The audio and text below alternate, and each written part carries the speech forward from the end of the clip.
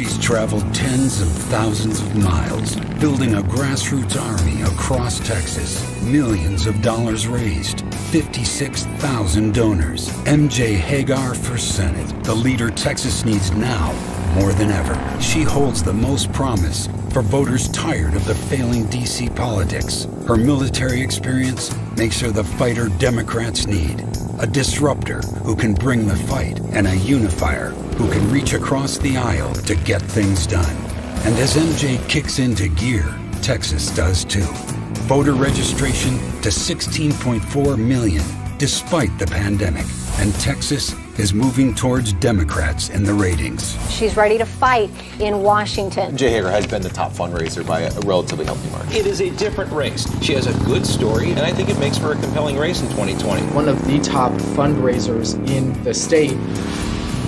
Wait. Hold on. You didn't think I was going to let John off that easy, did you?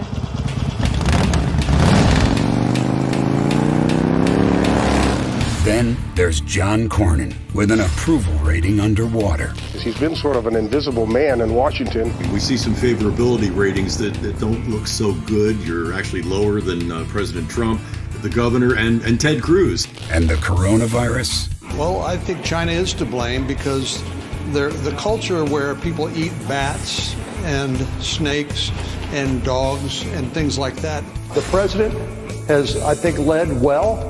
If you don't have any symptoms of the coronavirus, there's not a great reason to get tested. No one under the age of 20 has died of the coronavirus.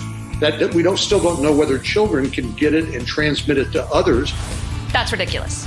Well, welcome to the general election, John. A brutal Texas re-election battle. Your toughest race yet in a changing Texas, and your last. Are you concerned at all with all this talk about Texas turning blue? Well, I sure am. Saddle up, Texas, because the Senate race is in full swing.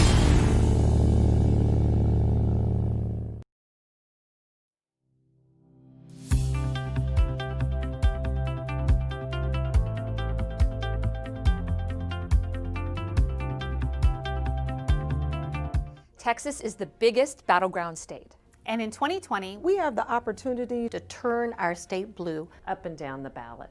We have the opportunity to expand access to affordable health care, finance our public schools, strengthen our economy, and take meaningful action on gun violence. There's so much more in the United States Senate. We have the opportunity to pave the way towards a more sustainable future at the Texas Railroad Commission. We have the opportunity to elect judges And the justices who will restore fairness, equality, and balance in our courts. We have the opportunity to shape the political future of Texas and repair the broken systems that disenfranchise working families in our great state. We have the and swing open the doors of possibility. By working together and uniting behind our shared vision of a more world, we will win back our state. We will win because we have to. We have to put an end to the hate, the lack of access, and the suffering. We have to deliver on the fair shot that every Texan deserves. Our cause, our movement, is about the restoration of justice and the expansion of opportunity. None of this can be accomplished unless we work together. In order to bring lasting change to Texas, we must work alongside every down ballot candidate, every activist, and every Texas Democrat to continue building the largest democratic movement our state has ever seen. We're asking you to be a part of this historic fight. Together, we will create a Texas that we can all believe and thrive in. Together, we will save Texas and in turn, save the entire country. Join us. Join us.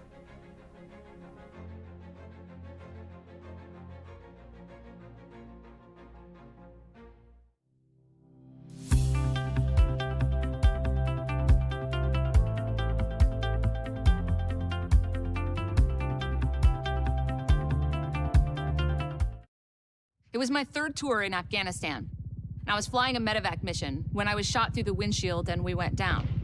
So I strapped myself to the skids of the helicopter that rescued us and returned fire on the Taliban as we flew to safety. For that, I was awarded the Purple Heart and the Distinguished Flying Cross with Valor. I'm MJ Hegar, and we fought like hell to get everyone home safe that day. And I proved this message because my mission isn't over, while Texas families are still in danger.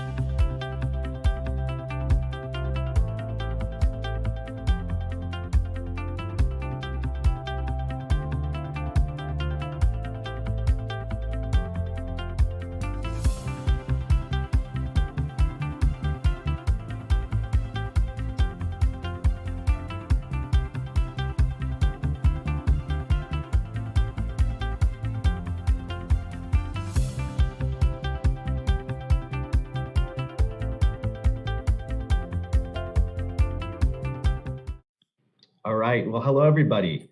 We're waiting for folks to hop online today. I just want to thank you for joining us for what is going to be a really great event. Tonight, we'll be hearing from MJ Hegar, our next United States Senator for the state of Texas, and a very, very special guest, the former Secretary of Housing and Urban Development under Barack Obama, Secretary Julian Castro, on the importance of the youth vote in this election and our roles going forward. Both MJ and the Secretary will also participate in a discussion with myself and other young Texans. We're working on getting out the youth vote to make sure that young Texans actually head to the polls and vote for Joe Biden, MJ Hegar, and Democrats up and down the ballot. But let me introduce myself first. My name is Mike Floyd, and I'm proud to be the treasurer of the Texas Democratic Party. I'm also a recent college graduate from the University of Houston and a former school board member. I was honored to be elected at 18 years old while in high school and served my hometown for a couple years. I could not be more proud of the work that Texas Democrats and our nominees and their teams up and down the ballot are doing to make sure that we elect the leaders that Texas deserves. I'm going to be moderating and somewhat participating in tonight's event, and I just can't wait to get started. So let me introduce both MJ and the Secretary, and then I'll hand it off to MJ for a couple words. MJ Hegar is a decorated combat veteran, a working mom, and a Texan taking on the fight against John Cornyn. No stranger to tough fights, MJ served 3 tours in Afghanistan as a combat search and rescue and medevac pilot, and then came back home to continue the fight, successfully taking on the bureaucrats in Washington to open up jobs for hundreds of thousands of women in the military. MJ, it's great to have you on. The next person I want to introduce is our very special guest, former Secretary of Housing and Urban Development, Secretary Julian Castro, who's a former mayor of San Antonio, and of course, as I just said, was the Secretary of Housing and Urban Development under President Barack Obama.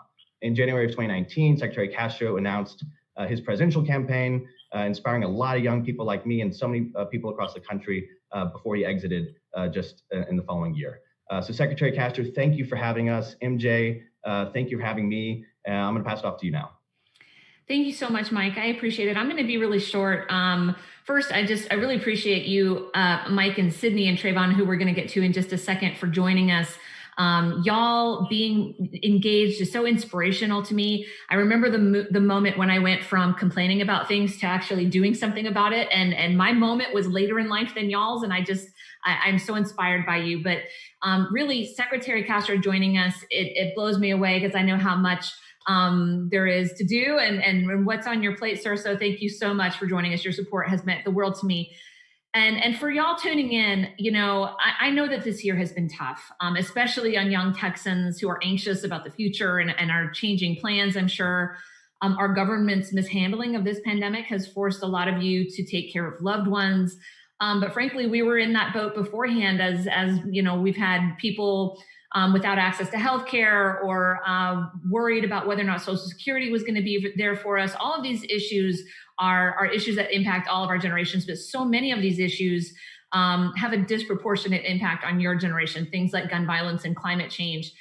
All I know is that we can and must do better, y'all. And I'm inspired by folks like you stepping up. I can't do this alone. I know y'all know this. We can't do this without you. Young voters are one of the biggest voting blocks in the state. So it's obvious the impact that you could have, but we just have to make sure that your age group gets out and votes. And frankly, they're not going to listen to me as much as they're going to listen to y'all. It's just human nature. We just listen to each other, people that we identify with more. And so all of the work that y'all are doing, texting and phone banking and talking to your friends and family, and it's going to help us send Cornyn packing. He has failed us time and time and time again. He has a lot of experience failing us. The fumbled handling of the pandemic is not the first. It's the constant sabotaging of comprehensive bipartisan immigration reform, constantly turning his back on Texans, calling for gun safety. 80% of our state wants universal background checks, protecting dreamers, which he just recently said he wished that the president would allow them to pass a Clean Dream Act because it would give him political cover. That's how he thinks of people, as numbers and political cover and polling. And I'm tired of it, frankly. So I'm really glad that we're doing this. Thank you so much for doing this with us. And I'm going to stop talking now because I'd really rather hear from the young people that we've got here on the call and engage with y'all a little bit. So thank you for taking time out of your day for this. Absolutely. And now, Secretary Castro, take it away, please. Yeah, hey, thanks a lot, Mike, to you, to Sydney, to Trayvon, to all of our youth who have been so involved in the campaign to elect MJ Hegar, our next United States Senator. Thank you so much for all of your work and for being here today and for the invitation to join you. And MJ, thanks most of all to you for stepping up during a critical time when we need leaders with integrity, with vision, with a commitment to representing everybody, and who understand that if we're going to get on the right track in our country, we need to do things like tackle climate change and continue to get closer to the ideals of our country when it comes to equality, and make sure that everybody has health care in our country, and that we actually invest in educational opportunity. And those of us who are here in Texas, grown up in Texas, we have been waiting a long time for Texas to be able to contribute a United States Senator that had that kind of vision, and you do. And let me just tell you how proud I've been watching the campaign that you've run. I want to echo Mike's comments from a few moments ago, maybe right before we got started, about the debate. I thought that you did such a great job and showed why you should be the next United States Senator. Just very briefly to our young people who are joining us today, it's always been the case, I think, throughout history, and certainly in the history of our country, that change starts with the young people, with their voices, with their votes, with their activism.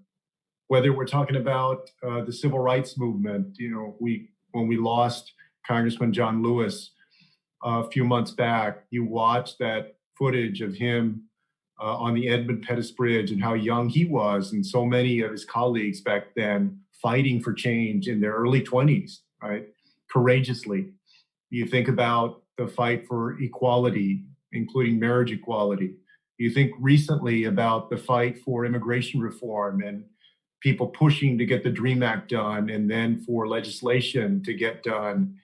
Think about the streets of this summer after the murder of George Floyd, and how many young people took to the streets to make their voice heard, to say, we're not going to put up with this anymore. We want a nation where our criminal justice system doesn't treat some people one way because of the color of their skin and other people another way. The nation and the world belongs to you. You're not only the future, you're the now, you're the present.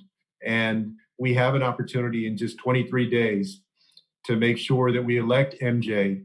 And in doing that, that we help change hands in the United States Senate so that we can actually get serious about climate change, so that we can have a government that is going to be a government for all the people, not just some people, and that we have a government that is committed to providing health care. And I hope also, something near and dear to my heart, doing things like making sure in the wealthiest nation on earth that we see housing as a human right, so that everybody has ultimately a safe, decent, affordable place to live. Those are the stakes. And I'm happy to join you and to have a conversation about what we need to do between now and November 3rd. And then importantly, well beyond that, to make sure that our nation is the kind of nation that lives up to its highest ideals. Well, and thank you. I mean, just well said. Absolutely, Mr. Secretary. Let me introduce then our two other participants. Sydney Ramon. She's a second-year political science major at Texas A&M University, and she's from McAllen, Texas. She's also the founder and executive director of the RGV Matters. It's a youth-led organization that provides young people in the Rio Grande Valley with the resources and opportunities they need to reach their fullest potential as leaders. Sydney is passionate about empowering young people and ensuring education is affordable, accessible, and excellent at every level, which as a former school board member is music to my ears. Sydney, thanks for joining us today. Yeah, thanks so much for having me. Sorry, that unmute button is definitely a hassle. Absolutely, no worries. The other person I want to introduce is Trayvon Hardy. He's a sophomore business management and finance major at Abilene Christian University. He serves as the vice president of ACU Democrats, as the Texas College Democrats Diversity and Inclusion Liaison, and as the College Democrats of America IDEA Training Coordinator. Trayvon currently works as a field organizer for the Democratic Party of Wisconsin, but I know we really want him back here in Texas. So Trayvon, thanks for joining us as well. Anytime, it is such an honor. Absolutely. And MJ, I think you have a couple questions. do. I mean, I really miss doing these things in person, y'all. So I'm just going to ask the first question that I would ask if we were all in a town hall together, and that is, and I'll start with Sydney, but I want to hear from Trayvon too. What are y'all hearing from your fellow young Texans, young people, as the greatest concern, the thing that is on everybody's mind? Yeah, so if you walk around Texas A&M's campus in the most populated areas, even given this pandemic, you will see at least 4 groups, 4 organizations that are really focused on registering young people to vote, on making sure that they know the rules and the guidelines around voting, and making it really easy and accessible for them. So I would say that the main issue that I'm hearing and the main concern that young people have in general is this idea of voter suppression and accessibility around voting. Even now, I would consider myself, the second that I turned 18, I was like, where can I register to vote? How soon can I vote? I was so excited about that, but it was still so difficult for me to navigate that process, even having the access to all these resources that I did. And luckily, I was able to get connected with organizations like Move Texas and Texas Rising, both nonpartisan, nonprofit, who were really focused on making it easy for me, but also making sure that I knew how to spread that word to other people and making sure other young people knew how to vote. And especially given, Governor Abbott's latest order regarding those larger Democratic counties, I know that a lot of people are really concerned. And it's both a great thing that young people are now more aware of the ways that voter suppression exists in our state, but it's also sad that it exists at all. And so that's really what I've been hearing on my end, especially, in this university.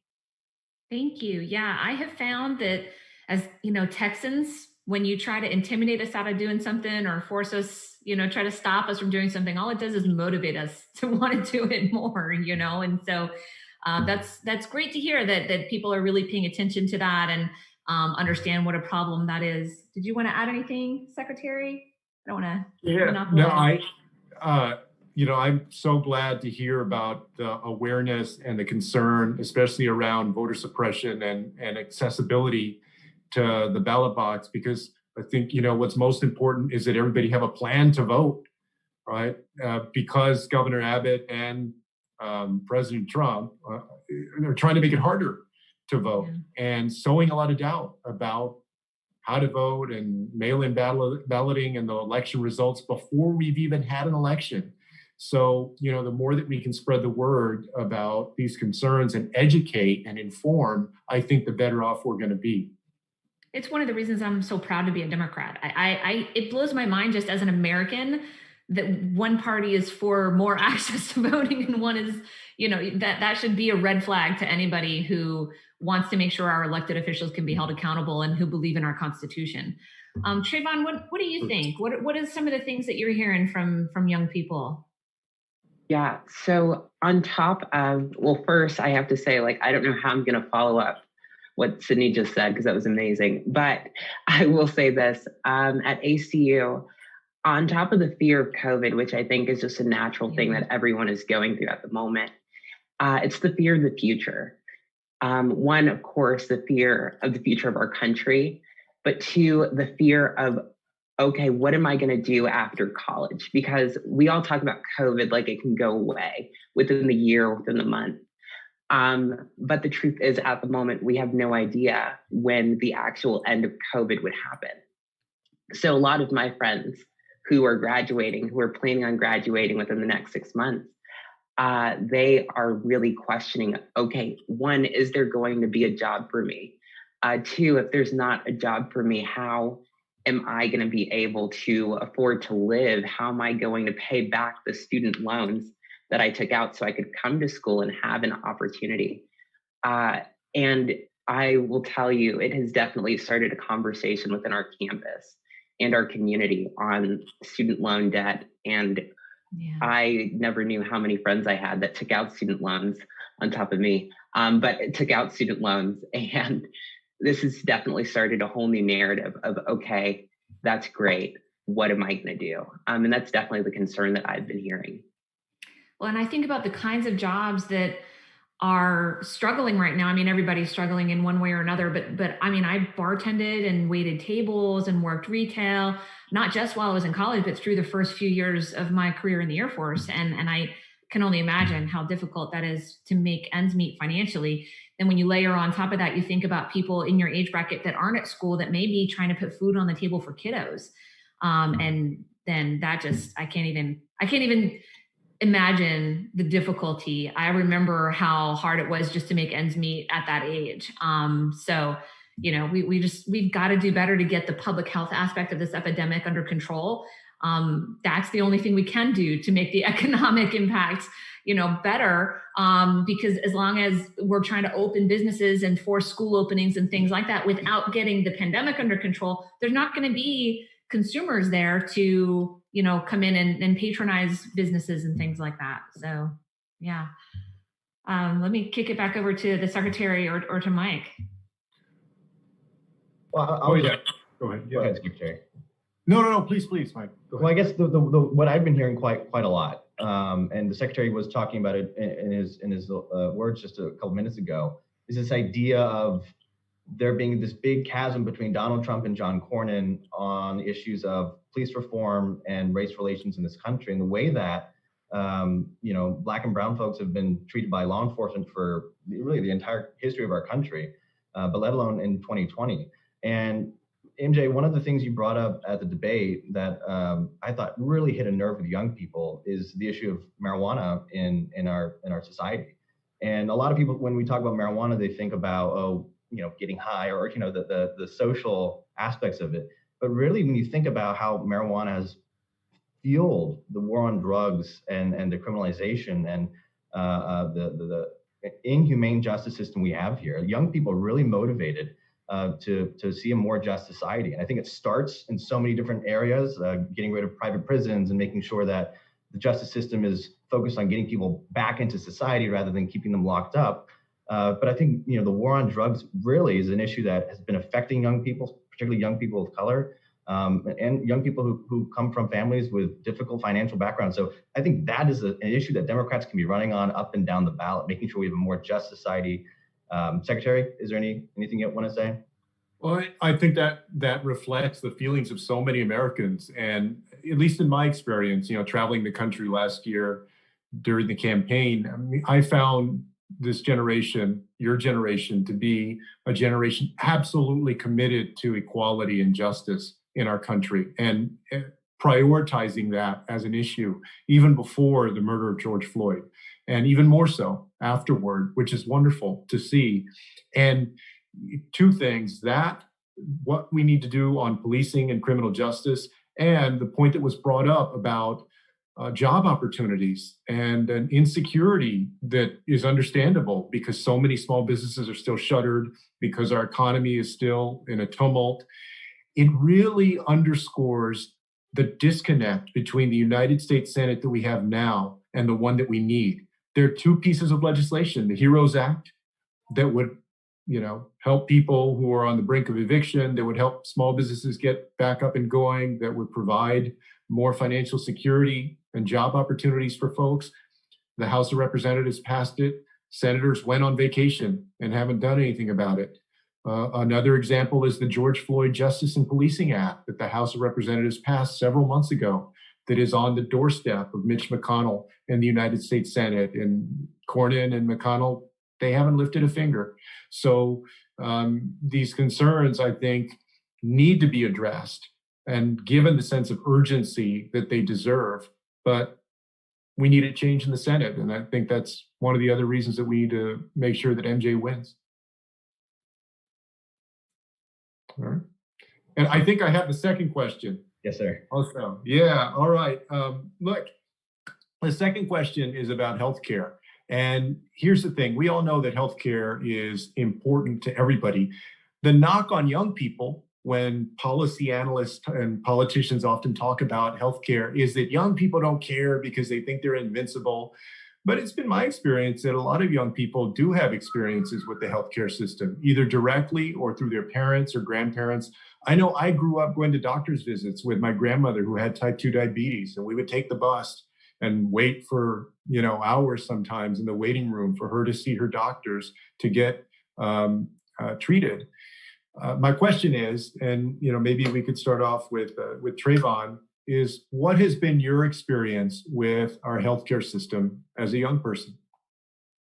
Are you ready? I'm so kidding. Okay, sorry. Okay, so I now work for the Democratic Party of Wisconsin. Love it there.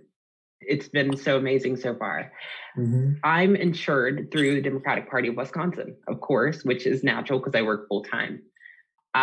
Linking down, before this, I was insured through ACU because I used to run cross country and track for ACU, scratch them. And before this, it was kind of weird because I wasn't insured. My parents didn't make enough to do a private insurance, but didn't make not enough.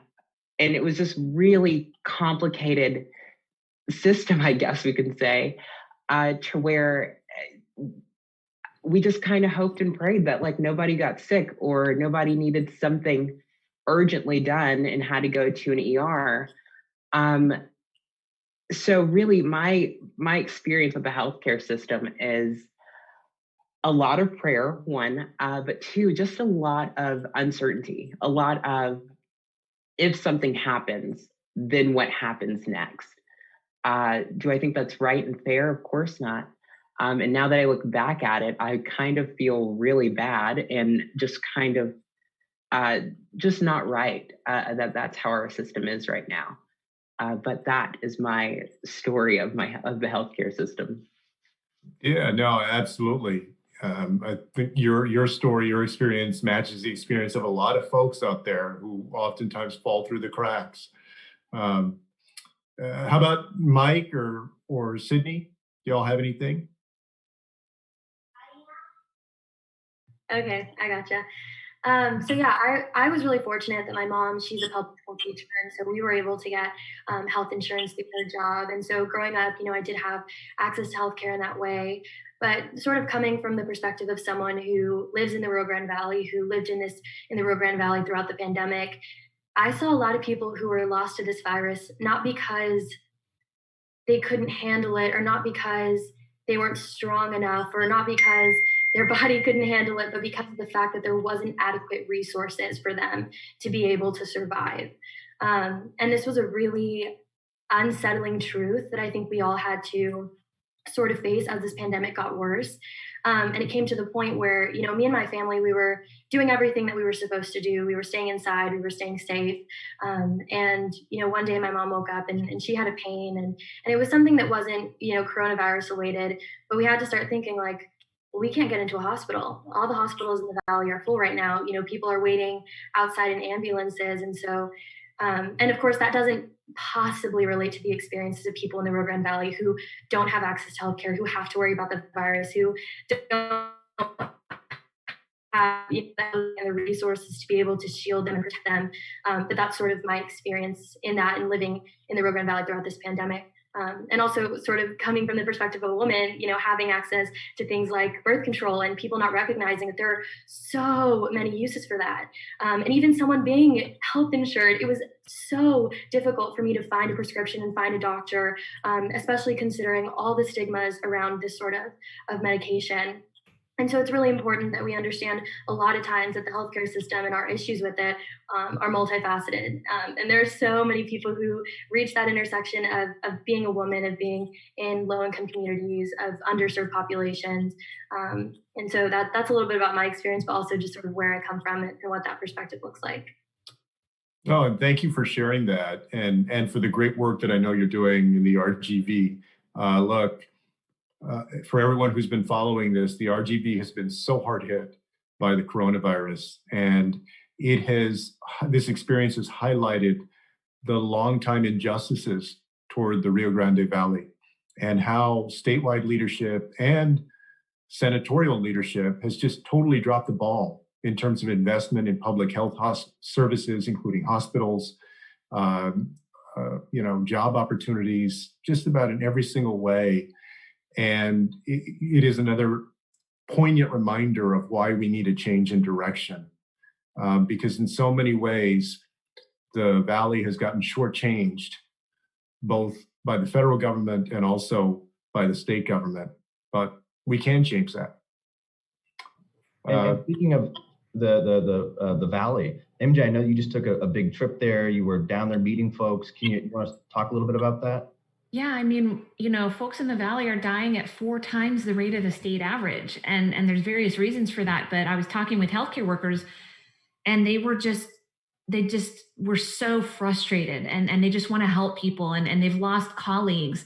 I was talking to one nurse who was saying she just came from a patient who was exhibiting COVID symptoms, and she said, "You need to get a test." And the woman said, "You're right. I'll get one as soon as I can." And the nurse stopped for a second and thought, "What do you mean as soon as I can? Like, you need to drop everything and go get it now. When can you go get a test?" And she said, "Well, it's going to take me about 2 weeks to put together the $150 it's going to take for me to get that test."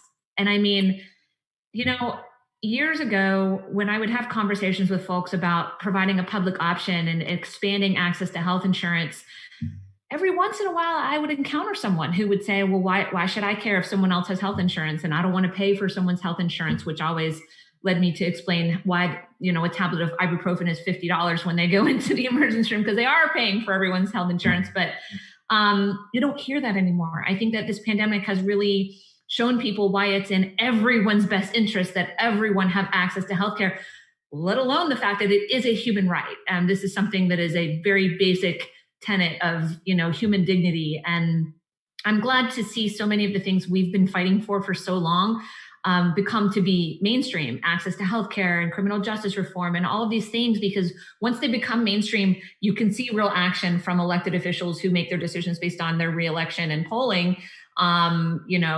Whereas true servant leaders, like people like Secretary Castro, isn't doing this for polling. He's doing this because this is something he's passionate about, and seeking out those leaders like him who are servant leaders and who are doing this for our communities and not for our careers is so important.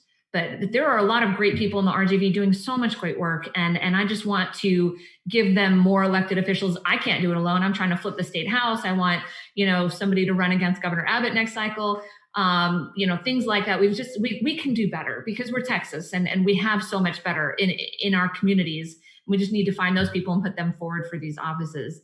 But I see that we're running a little bit short on time, and I want to squeeze a question in there before we close. I want to hear from y'all what advice or what message you would give to older people who are still on the fence. There is a surprisingly large chunk of people reporting undecided in polling. And so I would love to hear what y'all would say to them. Well, I'll take this one first. Look, I mean, to be undecided in this election is understandable because, quite frankly, people don't know who John Cornyn is.